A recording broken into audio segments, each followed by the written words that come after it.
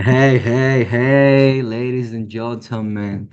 Pleasure being here today again. And today we're here with Philip. Philip, super happy to have you here on our show, the Trade Pod. How are you today? Thank you, Afik. I'm really nice. Everything is good. First of all, I want to say that it's a pleasure to have you here on the Trade Pod. We're excited. Um, And before we start a little bit, I would like to expose a little bit more about your background to the audience. Me and you, we know each other for a while right now, and I want that everybody will get to know you better. So yeah, please tell a little bit more about yourself. Yeah, thanks for asking. Thanks you for the invitation, Afik. Pleasure. This podcast is about trading, right? Trading, investing, and all this kind of stuff. And all my story started when I was 14, and I got me and my brother. He's 1.5 years younger. We got stocks uh, with our 14th birthday. And well, at this time, we didn't care at all about it. And when I finished my school with 19, I asked my father, hey, how are my stocks doing? Is it a million US dollars already? And he said, well, we started with 1,000 euros. And he said, no, no, it's not. And then he checked it, and my stocks were down 60%, and my brothers were up 40%. So, and I said, what happened? Why have you bought me Daimler Chrysler stocks, which is Mercedes, famous German company, and my brother got Commerzbank stocks, which is a German bank. And he said, well, that at that time they recommended it because he read a newspapers or like like kind of a magazine for stocks, and they said, yes, these are good stocks that with value and they grow, and you can invest in them. So, and at that time I learned, okay, well, I haven't done anything. My brother earned 40%. I lost 60%. So there is something on the stock market, and which is really nice. And the good thing about this is it's not about working hard. It's about making the right decision at the right time. This is where we earn money. And this was really fascinating for me at that time with 19. Then after school, I went to a civil service, spent all my money or saved all my money, and read a lot of books about stocks, about trading, and so on. And then in the university, I started a really, really small account with 1,000 US dollars. And my goal was to double it within 1 year because I heard people can do it. So yeah, this is then I managed it to do it in 2 years. But then within 2 weeks later, I lost everything again, all my gains.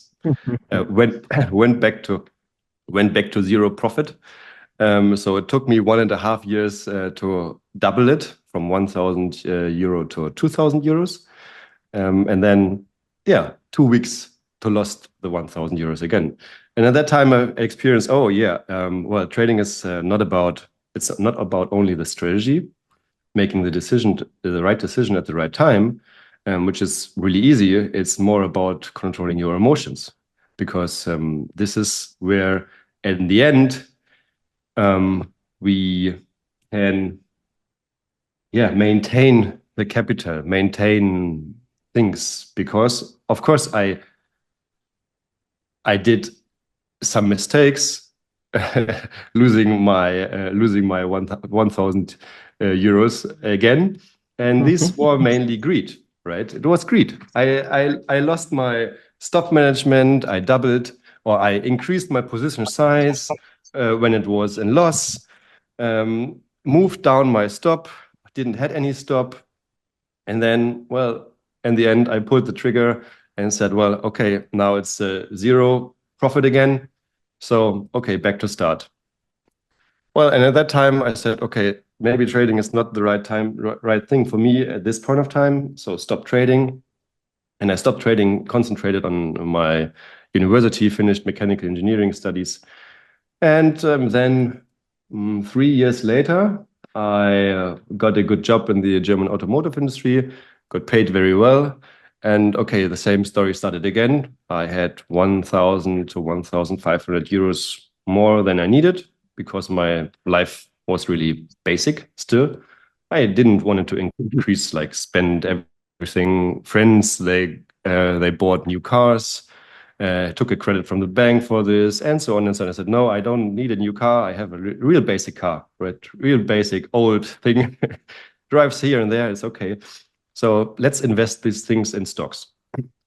And at that time, I again, I bought a magazine, hired a coach who can teach me how to find trend stocks, how to determine the trend, how to determine when is the right time to invest, when not, and so on.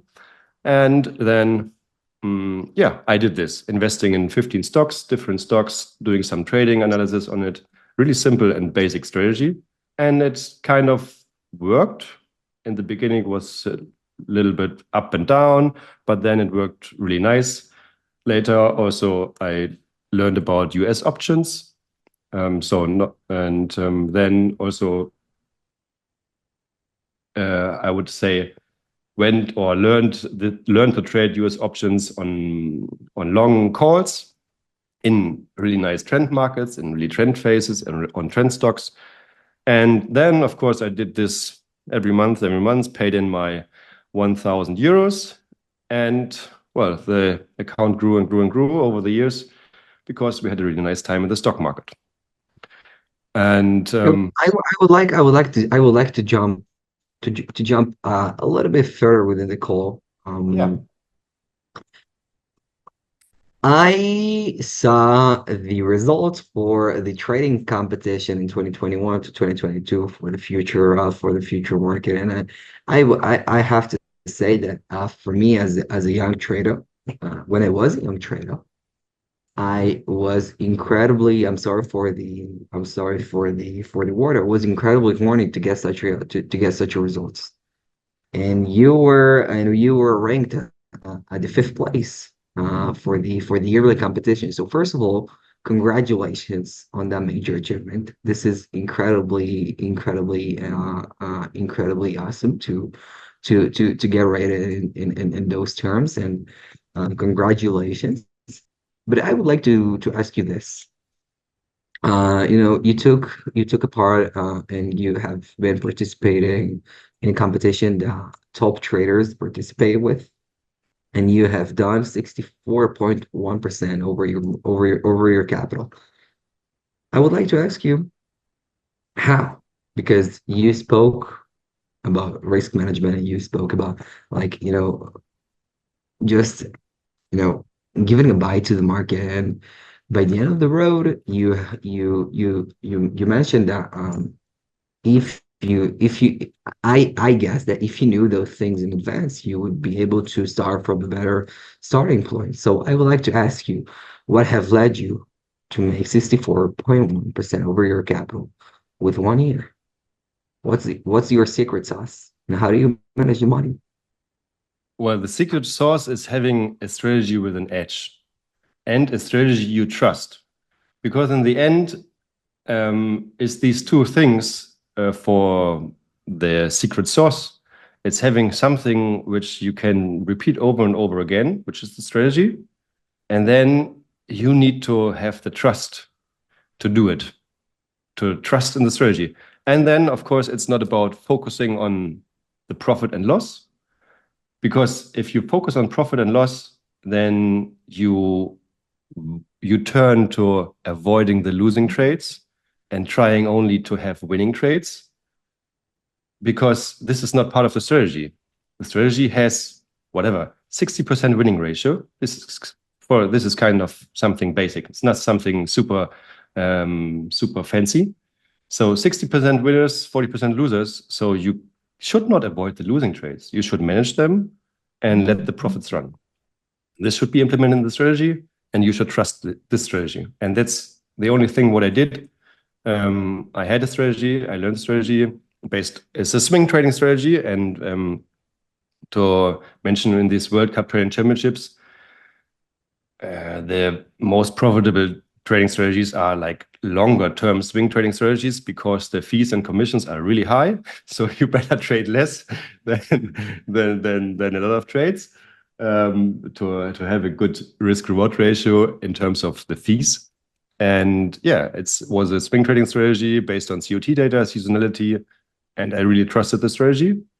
I trust the strategy, so I did it. I have a question. Yeah. Based on COT. COT commitment of trader report. I will give it a little background about the commitment of trader report. It'll actually a report that have been released each weekly on weekly basis from the CFTC organization. It really outlines how the commodities have moved, and it really outlines how the commercials and the non-commercials. The commercials, the big money, by the way, Phil, fix me if I'm wrong. Non-commercials are the more frequent movers, but they do have the big money within their hands. They were more aggressive, and the non-professional trader, which is us basically. So I would like to ask you, you have mentioned that you took a swing trading strategy and you have made an incredible amount of money with it with that swing trading strategy. And basically, it all depends on the COT data. I would like to ask you, how would you how would you analyze such a report? Because it's not that easy to see, a big change if the market moves sideways. And how would you take a position and how would you manage your risk, knowing that you need to follow the big money movers? Yeah, that's a good point. I mean, COT report is really incredible. We have like everything transparent. The only thing is that it's a little bit delayed, but it's not a problem. I mean, because it will be published on Friday and the data is from Tuesday to Tuesday the previous week. So it's 5 days delay, but it doesn't matter at all because we're watching the big market participants and they need weeks to move around their position and to turn the market in one direction or the other direction. And many people misunderstand the COT report because the COT report is some fundamental analysis which you should use on the weekly chart because it's only weekly data. And then in line with some price movements. And of course, to better understand and to better see the changes of the big market participants, you create from the net positions, you create a COT index. So, and there are many ways how you can create a COT index. Basically, a COT index, you can find this in the internet. It's an oscillator, and it has a look back period for where you analyze the COT data, and you can have a look back period for 1 year, for half year, 3 months, 2 years, whatever. And by this, the COT index is created with its highs and lows, extreme highs, extreme lows, and so on. And the main thing what most people misunderstand is that these are not like real signals. It is, we have to know that the commercials are turning the price, like what is the interest or what is the purpose of the market participants? Like the commercials, they are not interested in price movements and price fluctuations. They're just interested in hedging their account. So they turn the market with their action. And then we have, on the other hand, the large market participants, which are only in the market to supply the liquidity, because that's what they are for, to supply the liquidity that the commercials can trade at nearly any time with each other. So the large market participants, they bring this liquidity to the market and interact with the commercials. And of course, they are in the market to profit from this business. It's a business. And that's the only reason why they're in the market. They earn the money with their trades. The commercials, they don't earn any money with their trades. They're just hedging their positions because they earn money with whatever, selling coffee, right? Either the beans as a producer or Starbucks as a whatever company who sells coffee to us. So Yes, and this you need to understand that the commercials are turning the markets and the large market participants are moving the markets. And then you can put this into your graphs, your weekly charts, your net positions, your COT index. I would like to repeat your last sentence. Sorry for the interruption. It's all right. Commercials move the market, and the non-commercials. What was your last Oh, sentence? other way around. The commercials, they are turning the market, and the large market What do you mean? What do you participants mean are by moving turning the the market? market. So actually, Well, the coffee price, the best thing is I would have this as a video because it's so super obvious. If you look at the, for example, a cotton chart, take a look at the cotton chart and put down your COT report as a net position, and then or wherever a COT index with, for example, half a year oscillator, half a year oscillator, and then just you don't need the COT index, by the way, not really, but take a look at the swing highs on the weekly chart, the swing lows of the weekly chart, and then your commercial position, net position, real net position, and the large market participants' net positions, and take a look where they turn the net positions in one or the other direction. Whether they go to the zero line, whether they are plus or minus, this does not matter that much because this is something which is independent and individual for each market. For example, in crude oil, since many years, the large market participants, they are only in the above, they have positive net long positions, they had net long positions, and the commercials have net short positions. But these are not the market movers. It's the ups and downs in the line. And this is, you can visualize with the COT index, for example. Yeah, but take a look at this. Do this analysis by yourself. Take the coffee chart, a cotton chart, or any other commodity is very easy or more easy to see in the real commodities. Of course, this kind of strategies, they work also with the indices, with the currencies, but it's more difficult to see the real market participants. It's easier with the real commodities. Yeah, and then, for example, you see if you go back to March, for example, March this year, 24, you see that there we have a swing high on the weekly chart, and we have a long position for the commercials. A net long position for the large market participants, and a short position for the commercials, and then they turn. And in line with some rules, for example, if the COT index is below 25 and we have a red weekly candle, then we can create a sell signal, for example. Then this might be a sell signal that the large market participants are more selling the market. And of course, and turning the market from top to bottom or from the downside again. And of course, then to make the market move, this is not enough. You need the large market participants to also sell their long positions, to liquidate their long positions. Philip, I do have a question. Well, I do have an idea. I would love if you can share your screen and to present us with how you do it, if it's okay with you. Yeah, sure. And how you look at the COT data. So people would be able to actually know what you're talking about and how do you analyze the COT. I think the best way is if you will be able to share a screen and to share the charts that you're looking at pretty frequently, and to see how would you position yourself within the market, referring to the COT report. Yeah, let me just, I'm not prepared for this. Let me just Yeah, of course. No worries. clear No worries. my Yeah, screen a little bit. take your Okay. time. Let's see it like this. Yes. Good.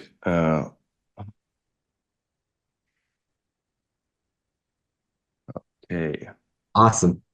So there we go. Now, guys, for you that look at the chart, by the way, this recording will be uploaded onto our YouTube channel, so you don't need to be fearful of watching Philip's explanation. So You all get exposed to the explanation, and I am grateful for learning from you, Philip. So we're with you.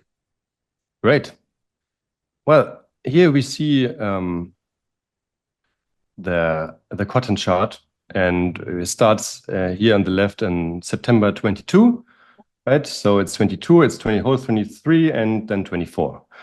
Well, cotton has a range market. Commodities are range markets, and here it has a very narrow range because we had this super trend to the upside when we came down, and then, well, market participants are repositioned. And here at the bottom, we see the COT report. So let's get this back. COT By the report. way, I would like to mention that we're looking on the weekly time Yes, frame. yes, Why weekly time frame? We do have 52 SMA here. We do have COT Legacy TV. I don't know what that indicator means, and COT Index. Can yes, you please explain a little bit more about how you look at the charts right now? yes. So, well, weekly chart. We use a weekly chart because COT data is published on weekly basis every Friday after US stock market is closed. So it makes sense to analyze the COT data only at the weekend on weekly basis, for example. And that's what I do. Every weekend, I look at the COT data, analyze it, have certain rules how to look at it, and well, then use it as a fundamental analysis for my trading direction, right? So then we have 52 moving average in here. Well, 52 moving average is just a simple moving average, nothing fancy. It is 52 because the year has 52 weeks. As simple as that. Other people Mhm. use other time frames, but in the end, it doesn't matter at all.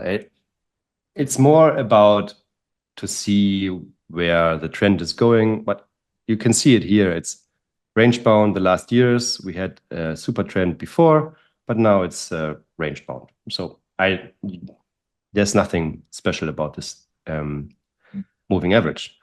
And then we see at the bottom here, I made this a little bit bigger.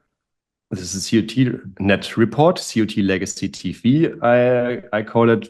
There are many other public here for TradingView, public COT indicators. You need to double check them with the official website of the CFTC. So every weekend, the CFTC published this data as a raw format. And please double check if the public available COT indicator here and for the net positions is correct. Okay, because there are so many out there, and I think 80% of them are not displaying the COT data correct. So giving a summary here for the last week, we scroll in for the last week, just that you can, oh, I draw these arrows. I didn't want to draw arrows. Let's get these arrows out. Sorry. So we have for this week, starting at the 30th of September, right? The COT legacy report shows that we have the green line here is at minus 10,088 contracts, right? So the green line are the large market participants. The large market participants. Not the commercials, the The non-commercials. the The non-commercials. non-commercials. Non-commercials, yes, non-commercials. Then the red line, we have the commercial traders with plus 7,509 contracts. And then we have, of course, the difference is the blue line. This is us, the small traders, 2,579. I think this is 1,000. So there is 3 zeros at the end. So this is the real position from last week. And of course, for the current week, this data does not change because it's Monday, so it's not valid. And here you can see like the real market participants, right? And large market participants trading to the upside, to the downside, and then the commercials, of course, taking the opposite direction. And if you take a look at the swings, from the net position and draw this to the chart, you realize a certain similarity, right? Because that's what the market is doing, or what the market participants are doing. The commercials, they turn the market. They're building up here in this direction from January 24 to March, beginning of March 24. They build up short positions. They hedge. They build up short positions and they hedge against rising prices. So in this time, they are not the market movers. Who are the market movers? Large market participants. They trade long. Then here at the top, from March to, well, I think the whole March, end of February, whole March, large market participants liquidate. Commercials are turning. So they are ready. They're ready. They had their profit. They made their profit here. So they realized their profit over here. And then the commercials turn the market because they increase their position is pretty high. And then we have the large market participants moving the markets again. Yeah. And of course, in hindsight, this is always very easy. And if you apply like certain knowledge to it or strategies, you think about a strategy, then, well, you can also do this analysis, project this to the future. And below here, well, there's a COT index, and this COT index is created with a look back period of a half a year. So it always looks back half a year, 26 weeks to be precise, which is a half a year, and yeah, compares the COT data with each other, only the commercials. So how would you plan entering a trade in that occasion? Well, as I mentioned, this is fundamental analysis. You don't enter a trade in this at all, but you use this for your advantage. As here, oh sorry, no, that in this week, for example, we have the COT index below 25, so this is red here, and we get a red weekly candle, so this creates a COT sell signal. And of course, this is a sign for you that the market participants here are ready to move the market. Of course, we had the similar situation here before, but there you see they were not ready to move the market. We had some weekly candles with long wicks at the top and the bottom, higher volatility here. So, and this was caused by the profit taking of the large market participants. So we get the same situation 3 weeks later, and then they were ready. We see another falling weekly candle. And then, of course, based on your strategy, for example, on daily basis or whatever basis, you enter your trades with the risk and money management, with your profit target, and so on. So this just creates the movement, right? And from then on, at least from this week on, you're more sure with this weekly candle, okay, let's enter short trades. And where if I'll go to the daily time frame, we'll be able to see the same accuracy as you look at it right now. Well, you even see it much better on the daily time frame because it's lower time frame. You see the trend reversal, for example, here from an uptrend to a Can we switch? Yes, to a downtrend. Let me do this here with a daily chart. Wow, you're looking at bar charts. Yes, it's much easier. Really? Well, some people, yeah, come on, it doesn't matter. It's because I'm used to this. It's like I started like this. We can also no, I used the bar chart. Let's go back to bar charts. Why? To answer this question, because we have certain special candles, and these are highlighted here with pink candles and blue candles. And the pink candle is an inside bar, so it creates a range of the previous day. And an outside bar is a special day because it exceeded the highs and the lows of the previous day. And of course, this gives you also more information about market participants, liquidity taking, and so on. And based on this, you can, for example, create entry patterns, entry strategies. Yeah, I but here see. I see that you look at many currencies at the same time. You're looking at the 6B, 6C, 6E, and the Mexican and the New Zealand currencies. How it looks on the currency markets. well, basically here on the right side you see my it's all Yeah, future, you all have liquid. organized it pretty. You have organized it pretty good.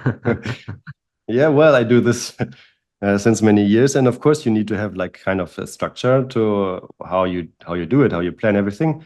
And of course, these are all liquid future markets. It's always the first and the second contract, mostly for most markets, not for all. And Why? What's the importance of having the first and second contract for the Australian dollar, for example? because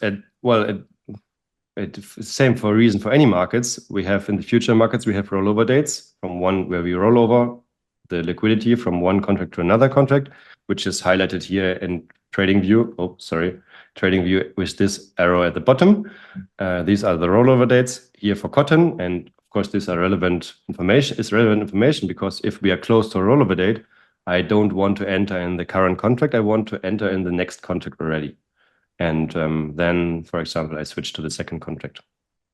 I And understand. also, and also you can see the difference here in price.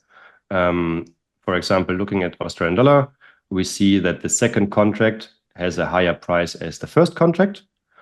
So we know that this market is in a normal situation. It is in contango. So the forward curve structure is normal situation.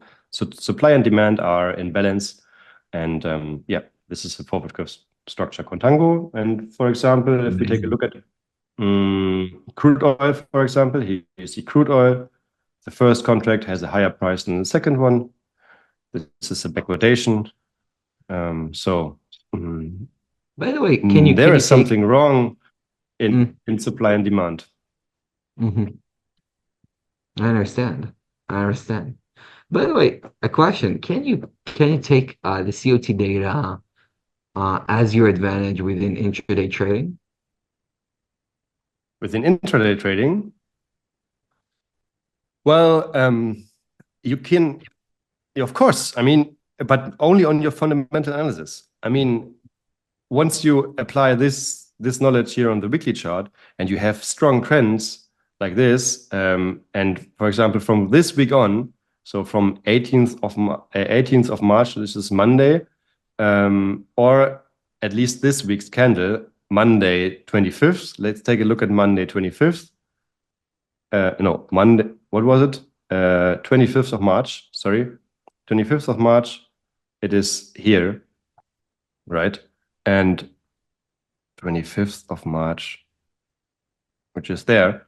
So if you want to apply this kind of knowledge on daily time frame, well, it tells you that you should look more for short trades. If you are trading in long direction, you should have this in mind that maybe your target is a little bit smaller, maybe your position size is smaller, so you adjust your trades, of course, because you are trading against the movement which will happen, right? And you're looking to trade short. And if you apply this on daily time frame, right, you see this daily candles. Okay, Tuesday was a positive candle, then Wednesday was very negative. Well, then we had a little correction here, and then we had a real flush. So short, short, short, short, short. And if you apply the COT knowledge to your daily day trading, you know that you are trading in the direction of the large market participants, right? Of the speculators.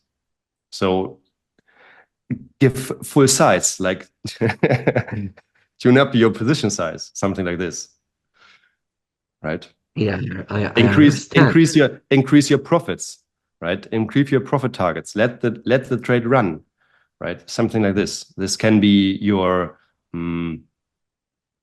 yeah, how you use COT data on day trading. I do have a question to you, Philip. While managing such trade, like having your trade to run away from you and to make you a substantial amount of money and a little bit amount of risk, I would like to ask you, how would you manage your emotional barriers in those kind of trades?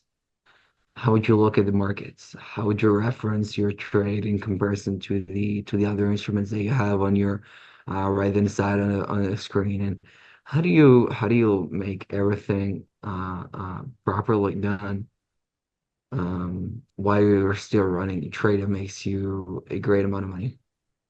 Yeah, I mean, this is the thing where the strategy comes in place, right? You The need to have strategy itself. a strategy itself. It's just a strategy, and of course, it's self-control, right?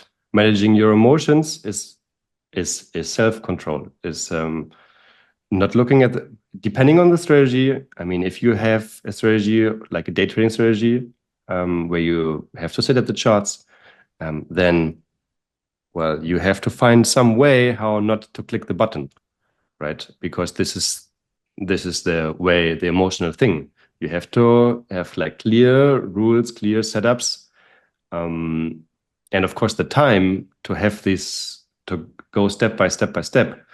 Or you are a very, very short-term scalping, have a very, very short-term scalping strategy. And for example, you have clear targets and you only, once you're in the trade, you only take care of the risk management, right? You don't look at, you cannot do many things at once. So this is, I also do day trading since 1.5 years now. But I think, or now these days, it's like since the summer months, I thought, well, this is also really exhausting. So I'm using this knowledge It now, is, huh? which I gained in day trading, to run some algorithmics, or yeah, algorithmic trading. Like the big market participants, also they do it. They don't place the trades manually; they run some algos to place them for them. So I go in this direction as well, like the big market participants. I really love how you approach the markets in general. It really makes me fascinated to discover more about your approach on over the market. So, how would you like? This is all is great. This is all is like a strategy, but I would like to ask you, how would you develop an approach over the markets? Because you're a fully experienced trader and you have experienced a big losses and a big winners as well.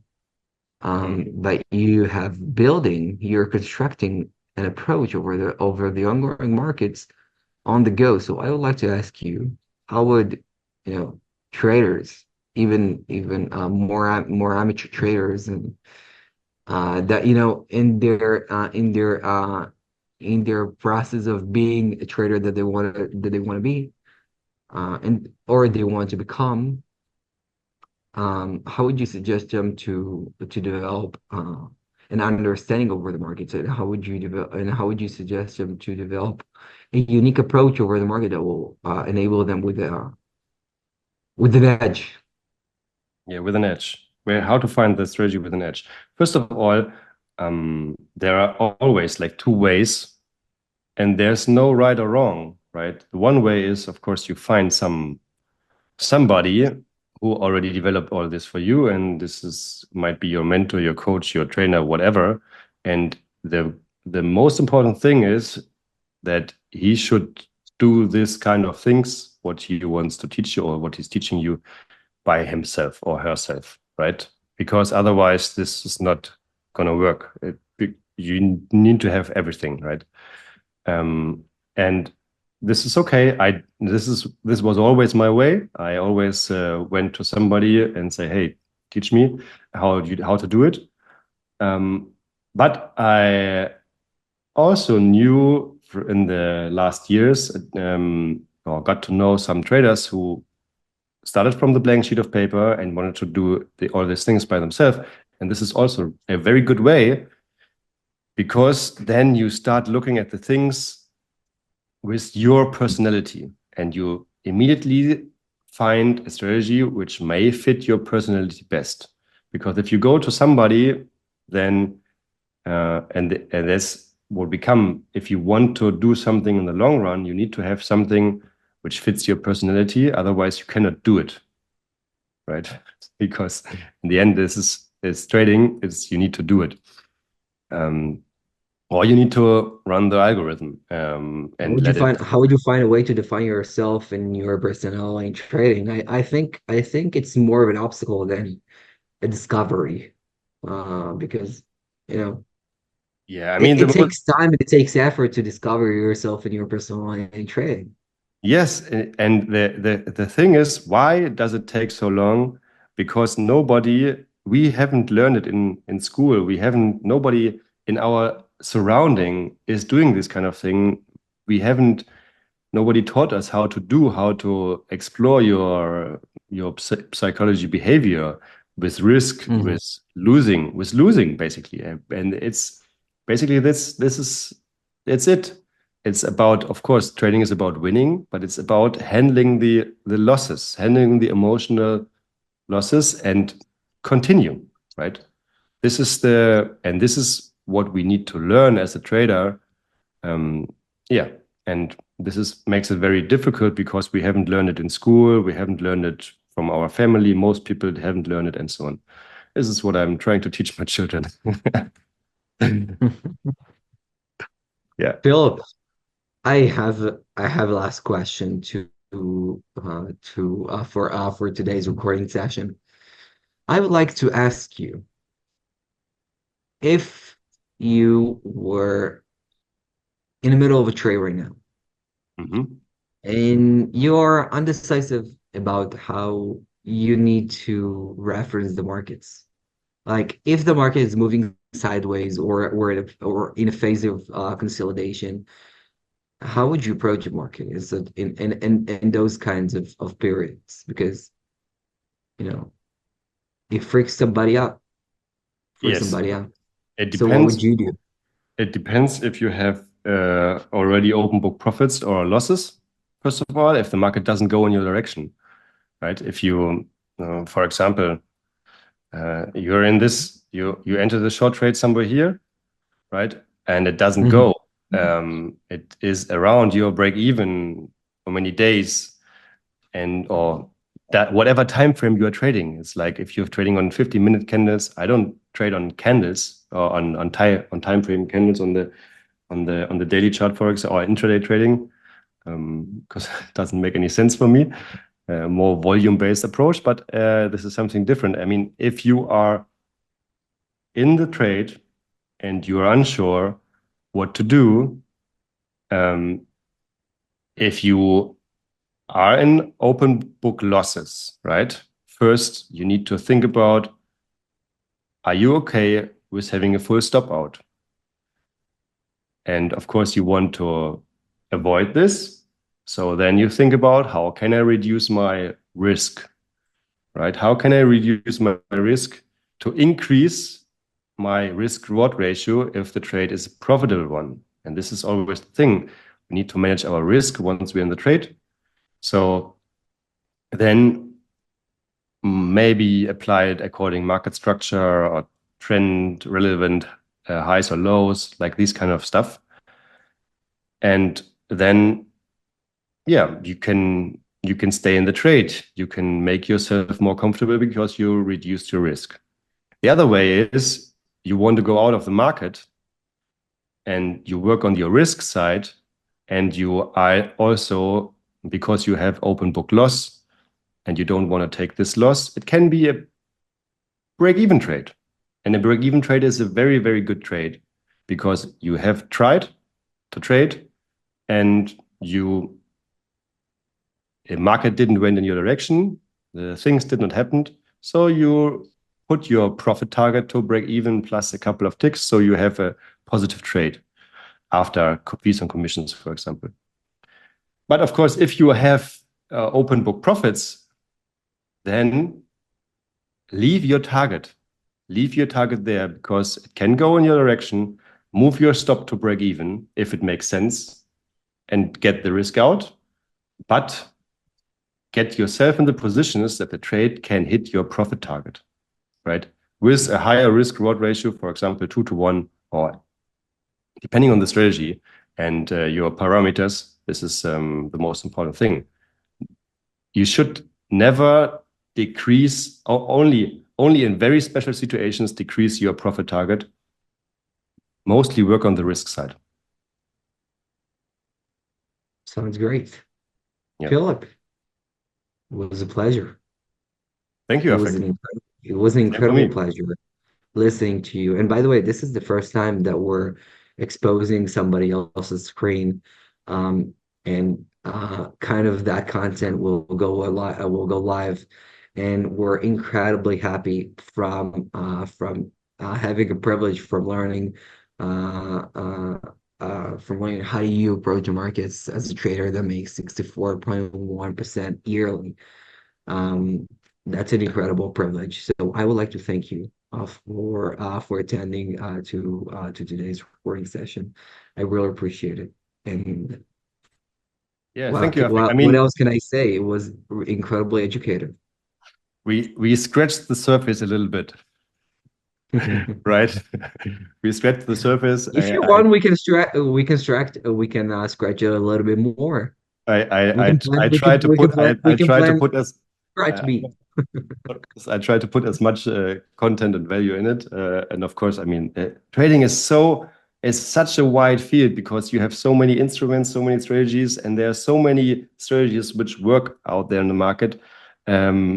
It's incredible. It is a learning curve, but in the end, what is a profitable strategy? It is really, really boring. If it is too excited for you, if it makes your heart beat like increase 20 beats per second from your normal situation, it's not the right trading strategy for you, right? Or you need to have a different view because a profitable strategy is definitely really boring. I have a closing sentence. If it makes your heart beat like nonsense, it doesn't for you. I Yeah, love that. I love that. yeah. All right, Philip. Thank you very, very much. Thank you for your participants.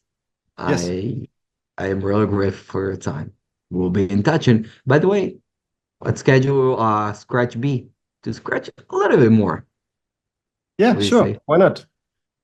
Brilliant. So thank you for that time. I really appreciate it. Bye bye. Thank you. Thank you, Afik. Bye bye.